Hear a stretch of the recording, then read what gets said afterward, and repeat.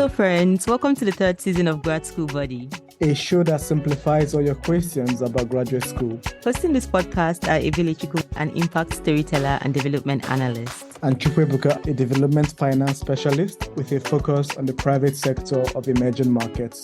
Every 3 weeks, we highlight the voices and stories of people who have gone through the graduate school journey across different walks of life. We hope our invaluable insights on this show help you make better graduate school decisions.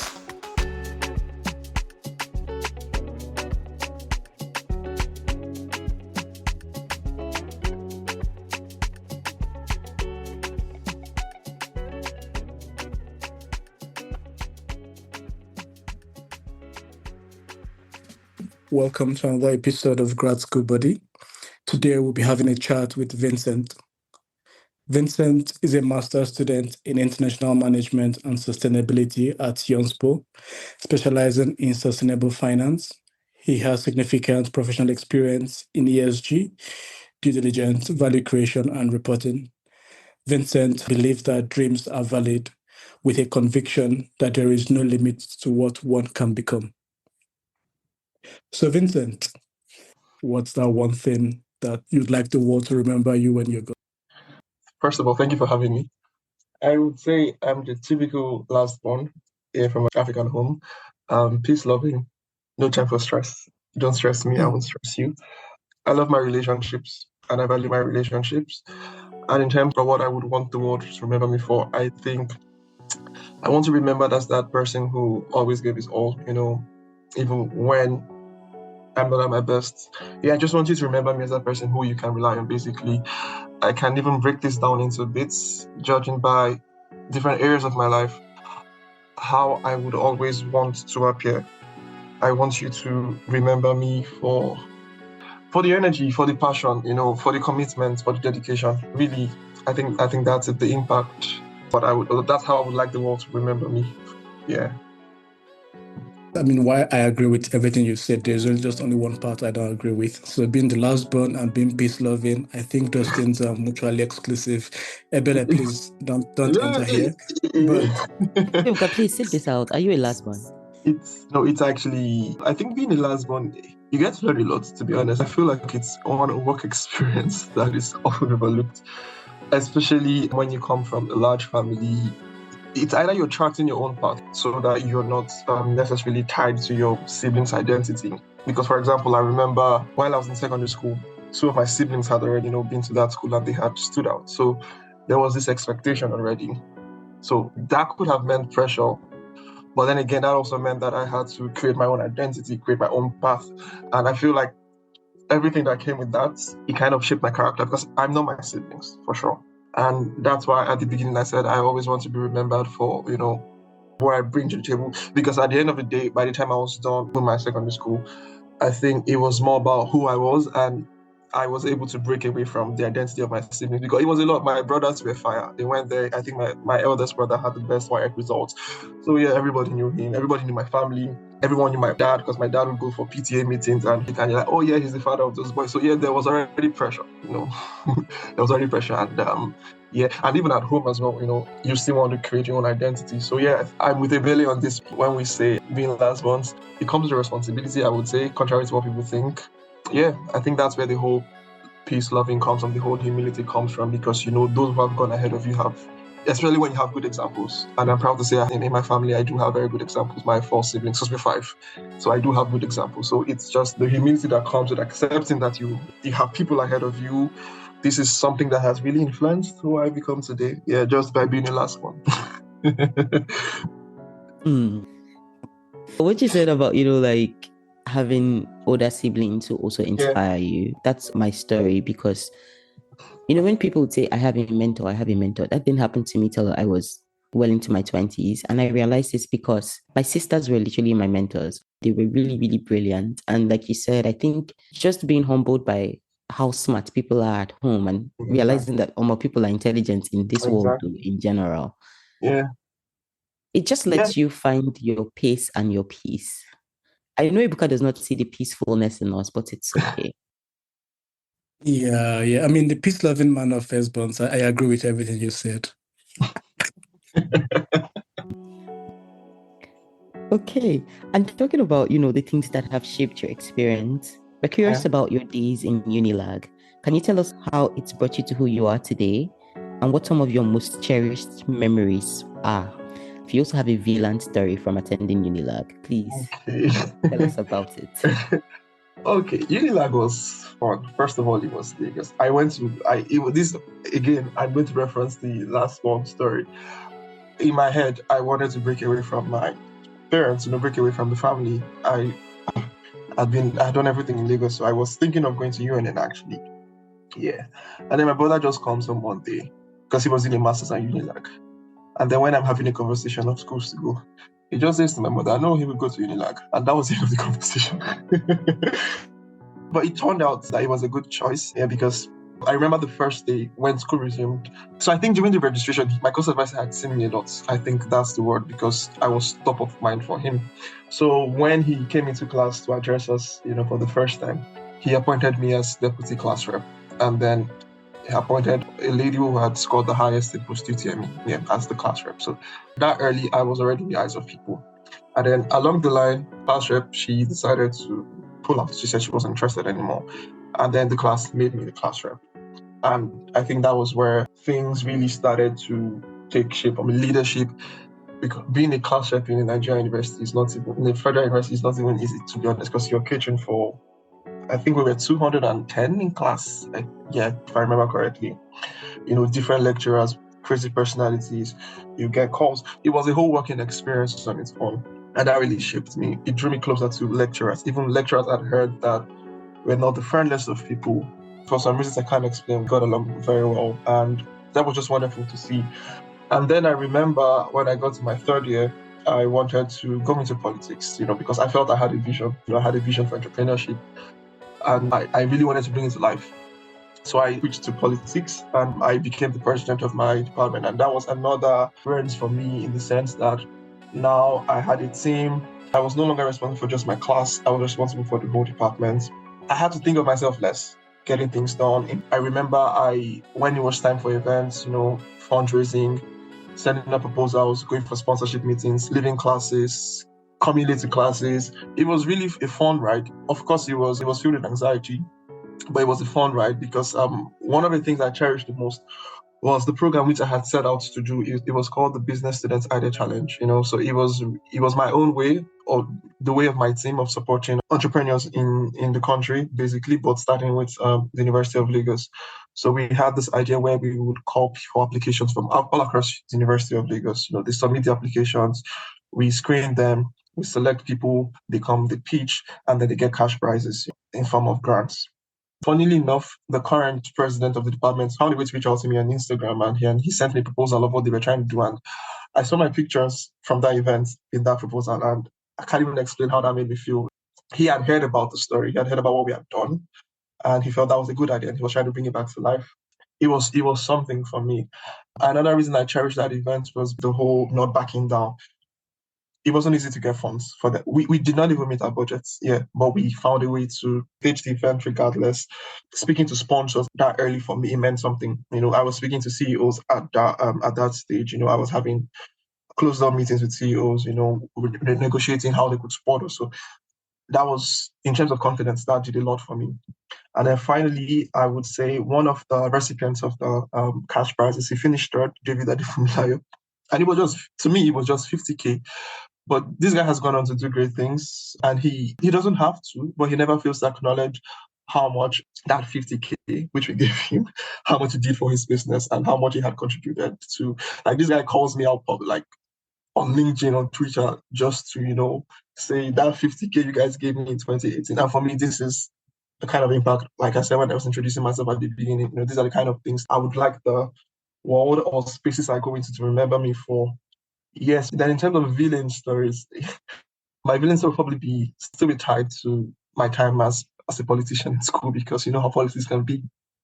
I had a good boy brand, so to say, peace loving. Okay, everybody gets what they want. We're all family here, but they showed me shaking basically, because they stained my white. Some, like, they were trying to stain my white, with politics. So I had people saying stuff. I had people saying, the way politics works. So I would say those were the only downtimes. But it didn't last long because at the end of the day, what we achieved, it outweighed whatever people had to say about who I was. And so Unilag did play a huge role.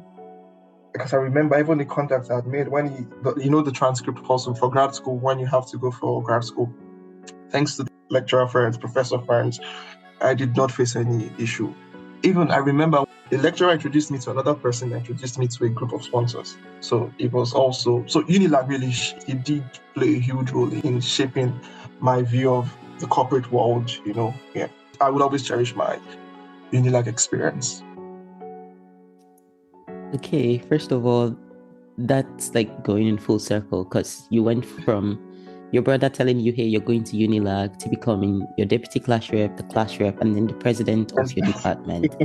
And also, I really love how you were able to share, like, okay, yeah, these were some of the things I learned from each of this position, because there's this like popular saying, to whom much is given, much is expected. And I know it sounds cliche, but the truth is, when you're in that position and suddenly kind of like you have to make intentional decisions to ensure that, number one, you graduate without having beef with like lecturers, but also like beef with your fellow students, but also you get a good grade and you're still able to focus on the impact that you want to create. I think it takes someone who is just like generally sound to pull that off. So kudos to you. Merci beaucoup. So now shifting a bit to your degree at SciencesPo, can you tell us a bit about it? What formed your decision to go for a master's in international management and sustainability, and also why France, why SciencesPo? Okay, once again, this goes back to so I remember I was at Lagos because I worked after Unilag, I worked at Lagos Business School for I think 2 years. I did my NYSC there and I stayed there 1 year afterwards. I remember I was in the research department and the whole drive there was getting a PhD. I knew I did not want to do a PhD already, but every other person in the research team was really focused on, getting admission and getting funded for the PhD. And of course, I was feeding off the pressure because you could see it literally in everyone's eyes. They wanted that PhD. They knew I was looking for master's opportunities. So I was seated on my seat one day, and then someone, Ibrahim, my colleague, came to me. Vincent, SciencesPo. And I go, what's that? What's SciencesPo? And he goes, apply. Because they knew also I wanted to do sustainability, because we talk. We were not many. I think we're like 8, so we always had conversations. And then he went, sustainability, apply. Make sure you apply. I'm like, okay, I would apply. So I applied it was an opportunity through MasterCard Foundation. So MasterCard Foundation was going to sponsor some African students to go into SciencesPo and study because they had a partnership program with them. And then I applied for SciencesPo through MasterCard. Yeah. So I got SciencesPo. I got the admission on first try. Yeah. But I did not get the scholarship. So I deferred my admission. To your answer, that was really how I got to know about SciencesPo. But then, when you walk back, you have your answer, but then you walk back. So I knew I wanted to study sustainability because I felt there's an opportunity, there's a market, people are talking about climate change, and I knew I wanted to do it in Europe because at that point I could already see that Europe already had, policies in place to create an enabling environment, So I knew two things. I knew I wanted to do sustainability. I knew I wanted to do it in Europe, but I did not know where I wanted to do it. But thanks to my colleague Ibrahim, I heard about SciencesPo's sustainability program and I applied. That was the process of getting into SciencesPo. Like I said, I deferred my admission because there was no funding. Then the following year, I applied for more opportunities, and then I got a scholarship to come to SciencesPo. Then again, the conviction I had was, okay, fine, I don't speak French. So coming here would just be an opportunity to even learn French. And given what I want to do in the field of sustainability, I think being bilingual would be a huge opportunity. So that was really how I was able to reconcile, everything. And then oh yeah, good choice. Let's go SciencesPo. All right, great. In summary, there's a great need for networking and for picking up as well. You made this contact. You were also speaking with this amongst yourselves. People knew what you wanted and they were able to plug you in at the right time. Exactly. Exactly. Great. Okay, Vincent, let's talk a little bit about the hurdles you had to scale to get a seat in your program. First of all, knowing what you know now, what would you tell other applicants who might be applying to the program? And kind of relatedly, since we're on the topic of lessons, when you spoke before, you mentioned the fact that even getting funding for the project that you had in undergrad was a bit tricky. Knowing everything you knew about putting that event together and knowing everything about all the hurdles that brought you to SciencesPo, what lessons would you share with people in these two different instances? Okay. For the undergraduate one, it would have been difficult, but if I had started early, and when I say early, and it might have been difficult, I meant like year 3, third year kind of start, where I'm already reaching out to people. Because there were lots of companies we reached out to for that program, but they kept on saying bad timing. I remember because we even had, was it Conga? Yeah, Conga pulled out last minute, bad timing. Well, knowing what I know now, I probably would have even started making contacts even before I became president. Yeah. I only started making contacts while I was president, when the session had started, when I like the countdown had already started. So yeah, for the undergraduates, that would have been the big lesson. And then in terms of back to SciencesPo, what I know now, if I were to advise anybody, I would say if you're going to graduate school, it requires every level of intentionality. It's not something you wake up one morning, unless your parents have the funds. But even at that, depending on your drive, so even if let's assume your parents have the funds and you want to go to Stanford, for example, it's still a very competitive program. So yeah, it takes every form of intentionality. So you need to know what would make you stand out. So even without knowing much about what would have made me stand out, I'm happy to have had a life that subconsciously prepared me for that. So, for example, everything I had done on my undergrad level, it fed directly into my letter of motivation. The whole funding, the whole struggle, the impact programs we had, and how I could tie them to sustainability. I also volunteered briefly with the Global Shapers of the World Economic Forum, Lagos Hub. Like I said, these were just things that had happened in isolation, not necessarily with graduate school in mind, but they had just happened in isolation because it was my kind of vibe. So I did that as well. And then when it was time to apply to SciencesPo and I'd seen everything they were looking out for in potential candidates, it just made sense. And it was really about telling a good story with these bits of things I had done.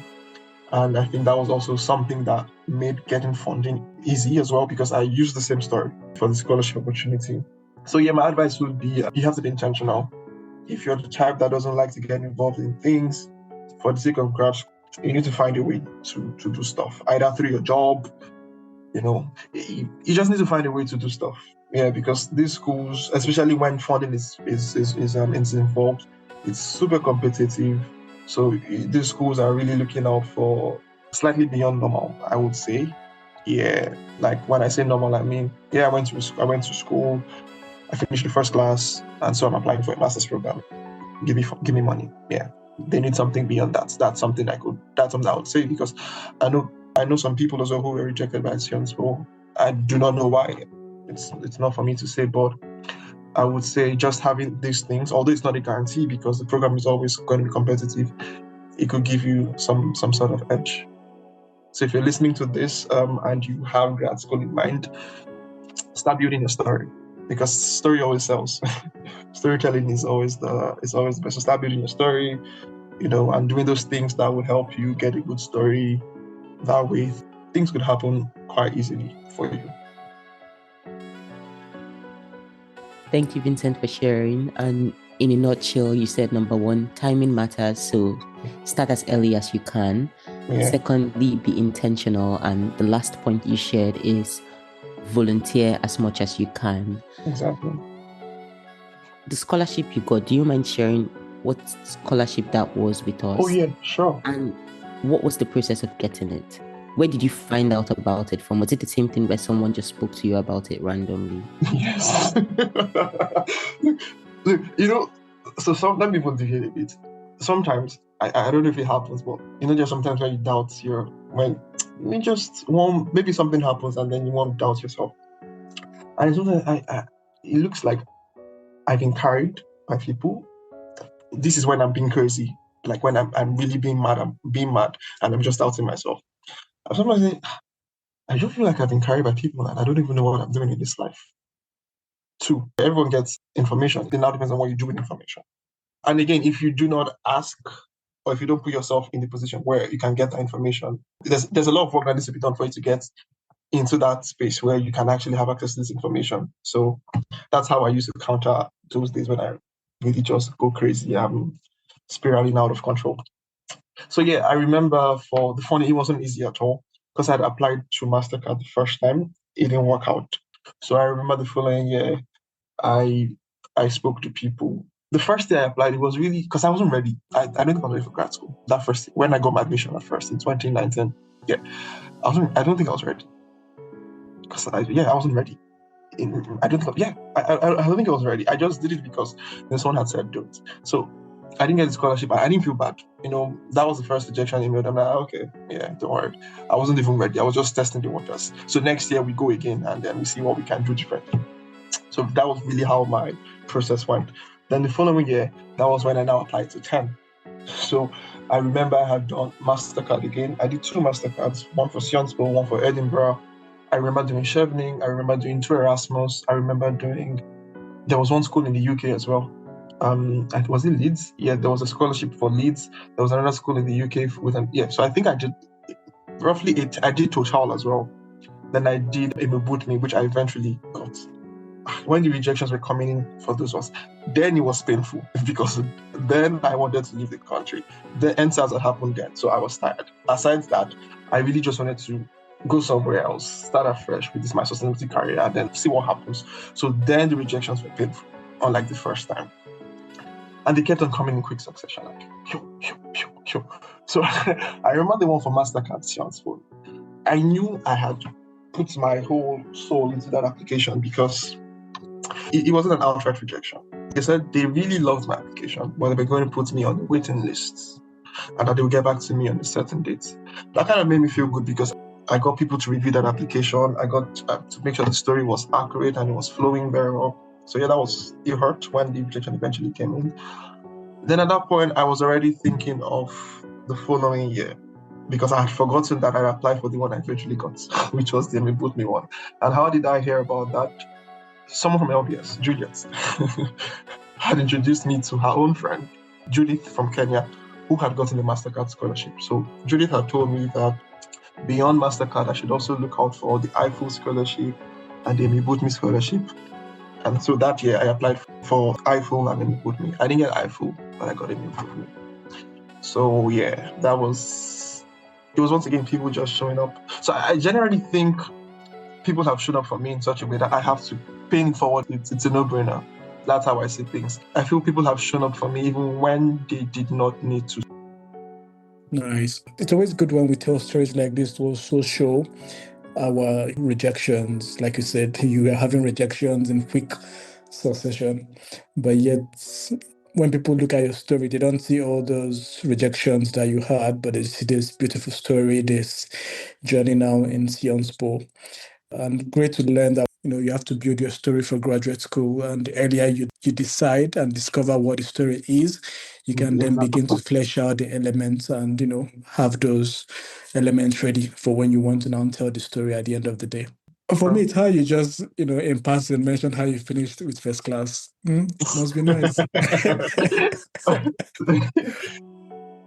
What's it like, the average life of a student at SciencesPo?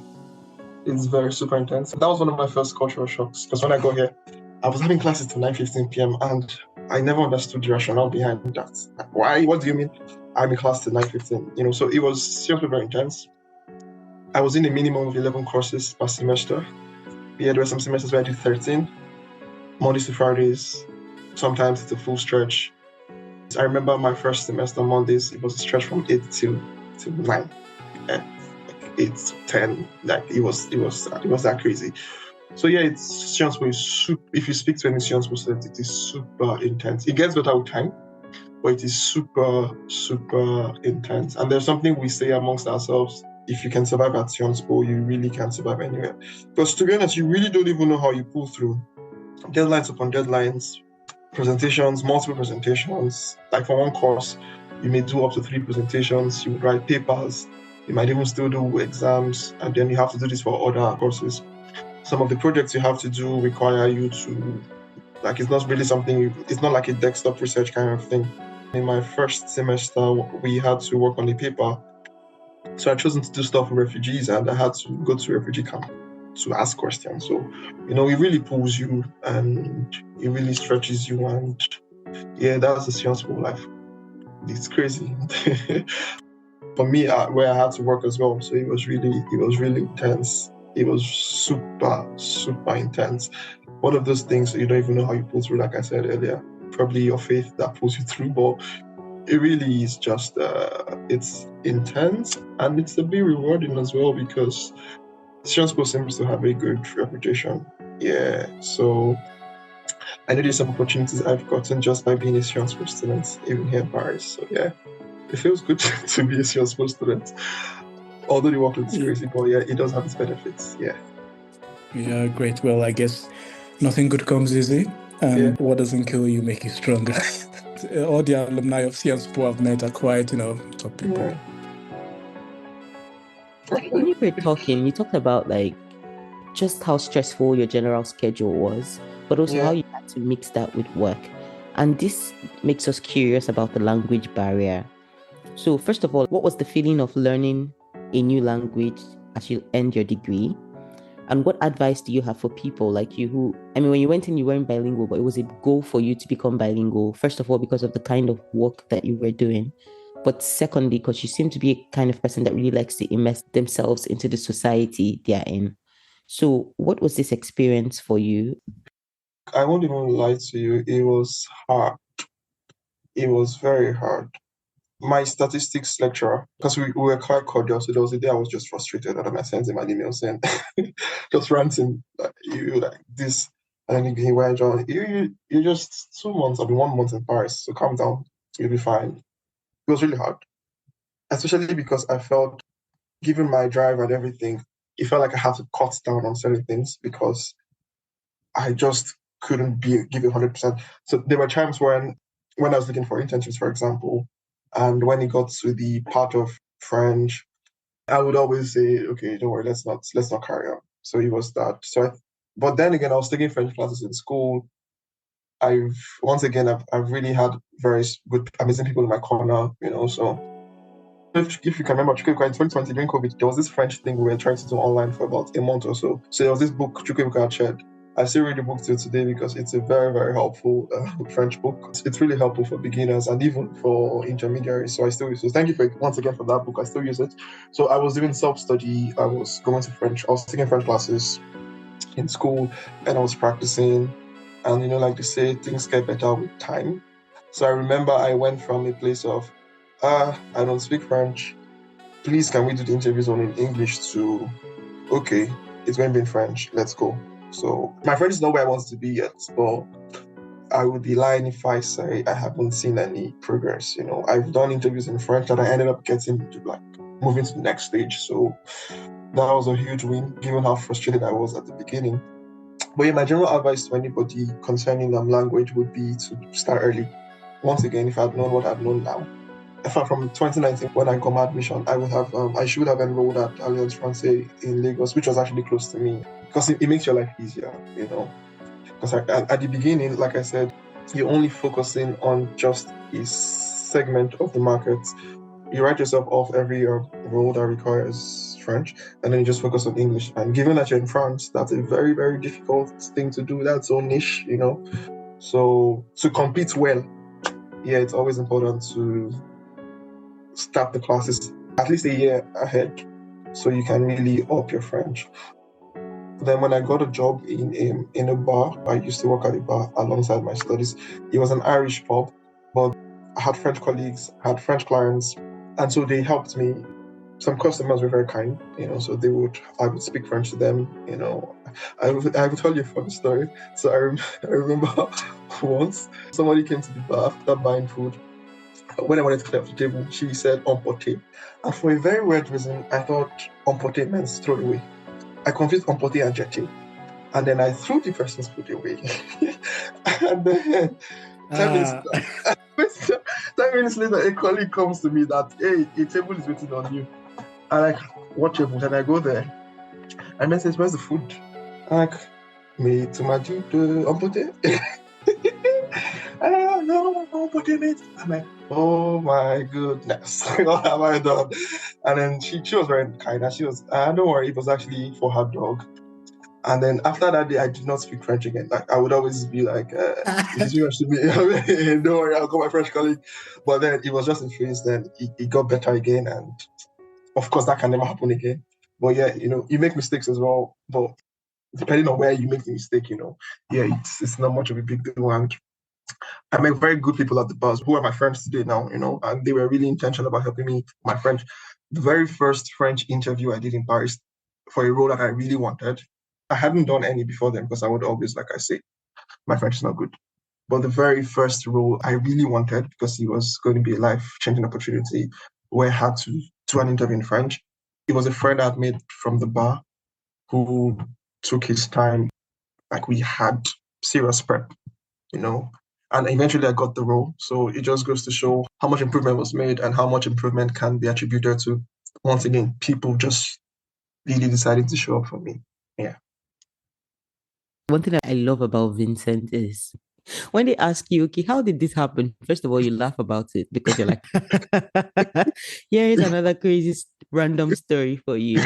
But because the funny thing, that book Chukwuebuka shared with you, he shared it with so many other people too, and I will not be calling names, and neither will he, that might not have used the book as well as you did. So, first of all, as usual, just to recap, you took the initiative to do your personal study by using the resources that your friends had shared. You've advised that if people can, they should take classes at least a year before they move.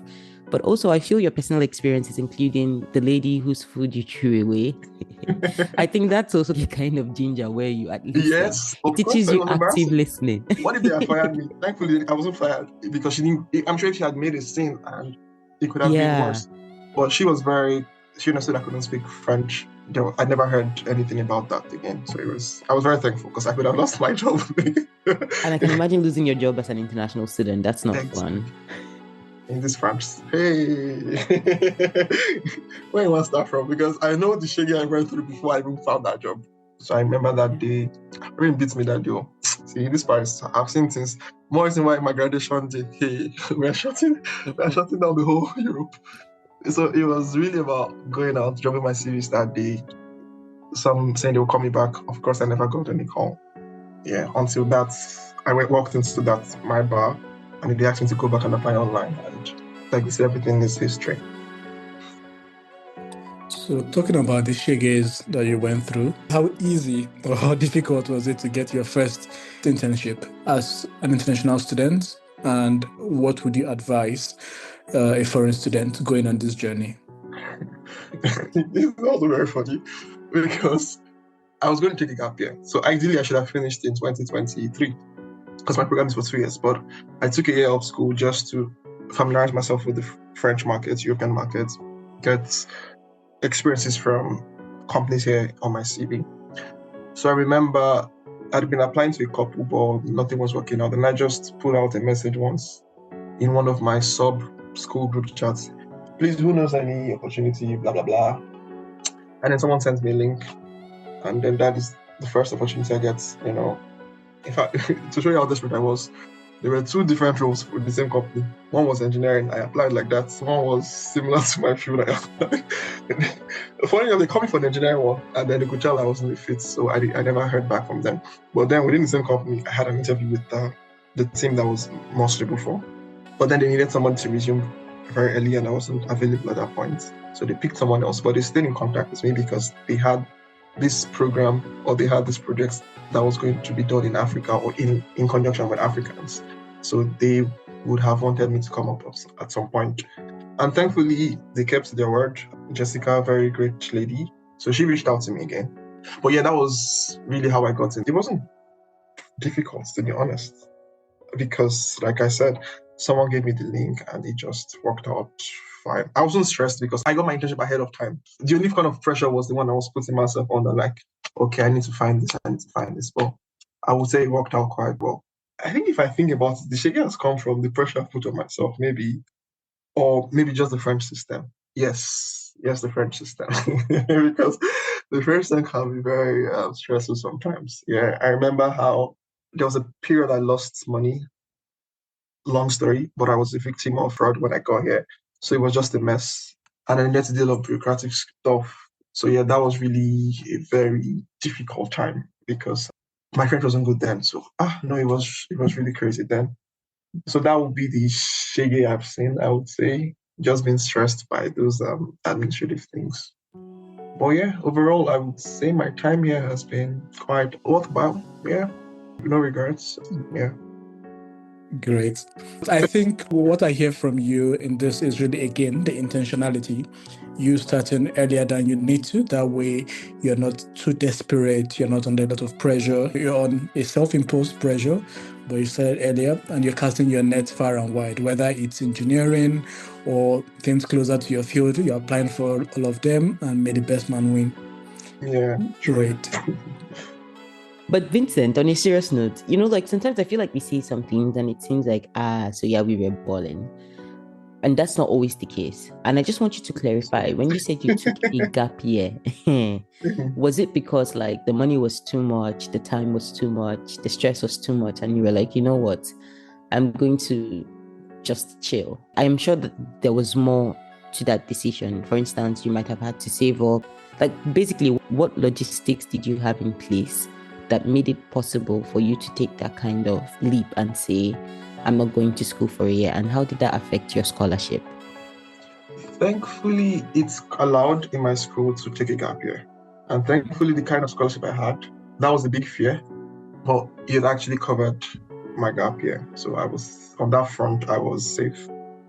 And the gap year was really just to do internships. So 2 internships, because in France, you can only do an internship for a maximum of 6 months. So in a 12-month calendar year, do 2 internships. That was the whole idea. Get the experience, and of course, get the money, because my scholarship wasn't a full scholarship from the very beginning. Yeah. So I think the main things, or the big things, there were finding those internship opportunities, because it's one thing to say you want to do a gap year, but then again, if you do not have an internship, so you're just going to be chilling in your house. So of course, you're better off being in school. So that was the fear. That was the source of anxiety. But thankfully, it worked out quite well. Like in terms of getting internships, they worked out. My internships were timely, and so yeah, there was nothing to worry about. It was really just, okay, focus on these internships, learn as much as you can, make the money, save, pay fees, settle bills. So yeah, it worked out well because I'm doing my final internship now, so 3 internships, which I'm hoping everything just works out well for me in the end. But yeah, 3 internships so far. This is the final one. Graduation next month, and then we begin to think about the next steps afterwards. Okay.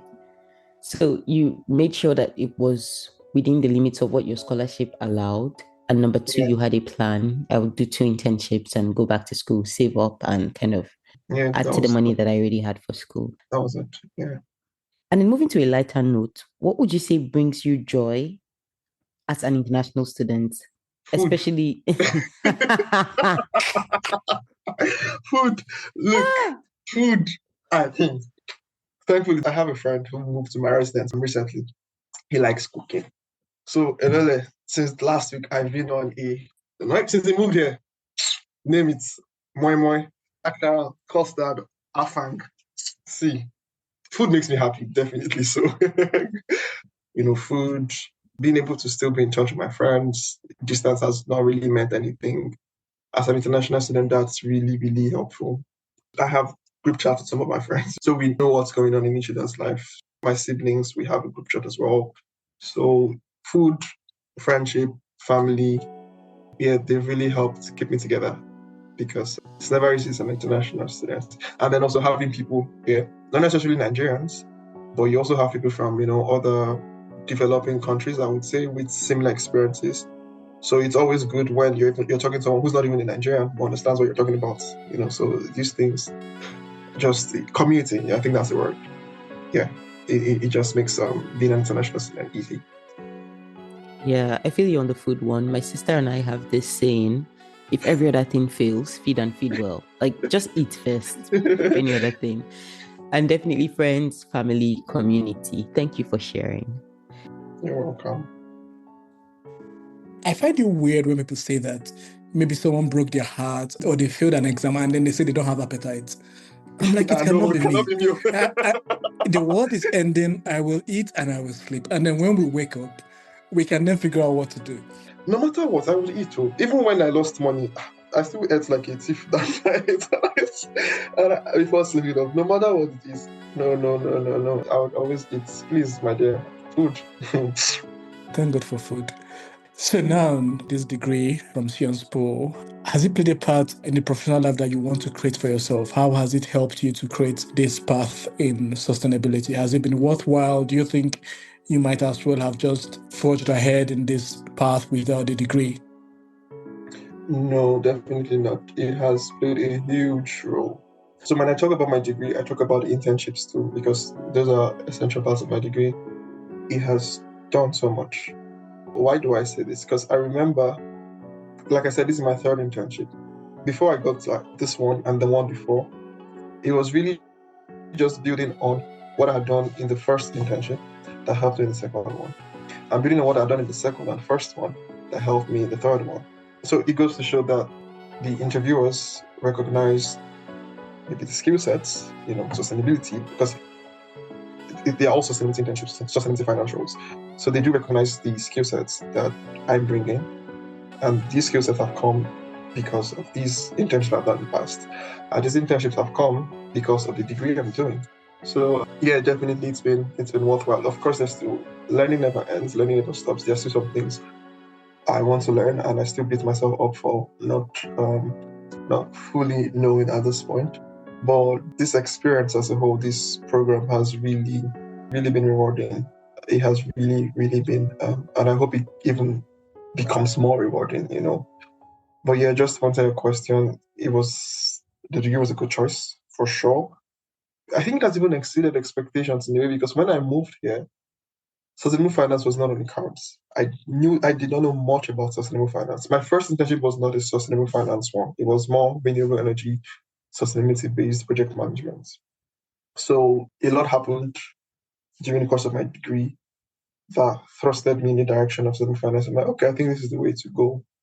And yeah, if I hadn't been doing that degree and speaking to people, of course, I wouldn't have made that switch or that U-turn.